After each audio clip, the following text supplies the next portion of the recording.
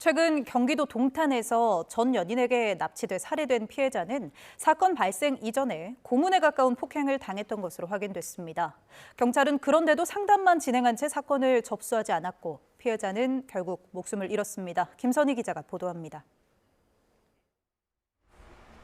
지난 12일 경기도 화성 동탄에서 30대 여성 A씨가 연인이었던 남성 B씨에게 납치당한 뒤 목숨을 빼앗겼습니다. 피해자가 지난달 초 이미 가해 남성을 고소한 건 물론 600쪽이 넘는 피해 사례까지 제출한 것으로 확인되면서 비판이 고조됐고 경찰도 감찰에 착수했습니다. 경찰은 경기 남부청의 감찰 조사와 별개로 자체 조사한 결과를 발표하며 유가족에게 고개를 숙였습니다. 유가족분들께 깊은 사과와 위로의 말씀을 드립니다. 먼저 피해 여성과 가해 남성 사이에 지난해 9월부터 최근까지 모두 9건의 112 신고가 있었던 것으로 파악됐습니다. 이 가운데 지난해 9월 첫 신고 당시 경찰은 과거의 지속적인 폭행 정황을 파악했지만 처벌을 원하지 않고 이미 화해했다는 피해자 진술을 종합 검토하지 않고 사건을 경미하게 종결한 것으로 드러났습니다.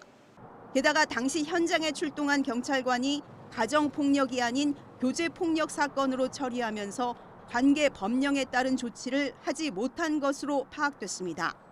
특히 지난 2월에는 신고를 받고 출동한 경찰이 단순한 말다툼이라는 말만 듣고 아무 조치 없이 사건을 종결했는데 경찰관들이 떠난 후 가해자가 피해자 입에 수건을 물리고 마구 때리는 등 고문에 가까운 가혹행위가 있었던 것으로 조사됐습니다.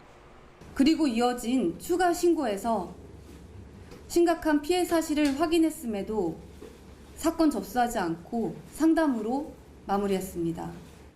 이후 지난달 초 피해자가 600쪽이 넘는 녹취록을 제출했지만 서장에게 보고도 되지 않았고 뒤늦게 내용을 인지한 과장의 영장검토 지시도 담당 경찰이 바뀌며 제대로 이루어지지 않았습니다. 이렇게 한 달여가 흐른 끝에 피해 여성은 결국 가해자에게 납치돼 살해됐습니다.